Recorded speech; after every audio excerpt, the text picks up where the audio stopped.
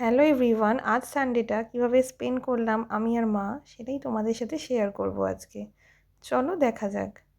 তো মাকে কোনো রকমে রাজি করিয়ে আমি আর মা টুক করে গাড়িটা বুক করে চলে গিয়েছিলাম একদম সোজা লেক মল। এই দেখো পৌঁছেও গেছি দেখতে দেখতে।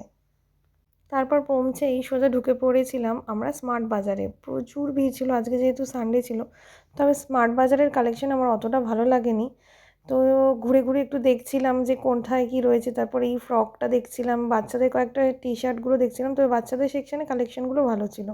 তো তারপর ওয়ান অ্যান্ড অনলি মিনিশোতে গিয়েছিলাম। তো যথারীতি সেখানে ভিডিও অ্যালাউড না, তাও যতটা ভিডিও করতে পেরেছি তো ততটাই তোমরা দেখো। বাট কালেকশন ভীষণ কিউট কিউট জিনিস ছিল।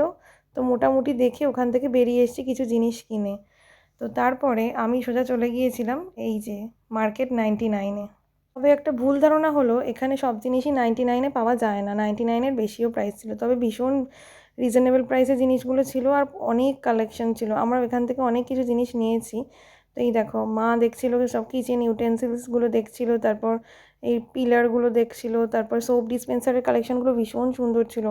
এখান থেকে একটা সোপ ডিসপেন্সারও নিয়েছি। তারপর লিকুইড হ্যান্ড ওয়াশগুলো 99 করেছিল। তারপর অনেক হেয়ার অ্যাক্সেসরিজ থেকে আরম্ভ করে বাচ্চাদের টয়েস অনেক রকম ছিল। কাপের সেটগুলোও ছিল ভীষণ সুন্দর। রুম ডেকোরের আইটেমগুলো ভীষণ সুন্দর লেগেছে আমার। এখান থেকে আমি এইটা নেবো বলে বায়না করছিলাম, তো মা দেয়নি কিনতে। তো যাই হোক, তো এগুলো দেখলাম, দেখে পরে ওখান থেকে কিছু শপিং টপিং করে তারপরে মা আর আমি মিলে বাড়ি চলে এলাম।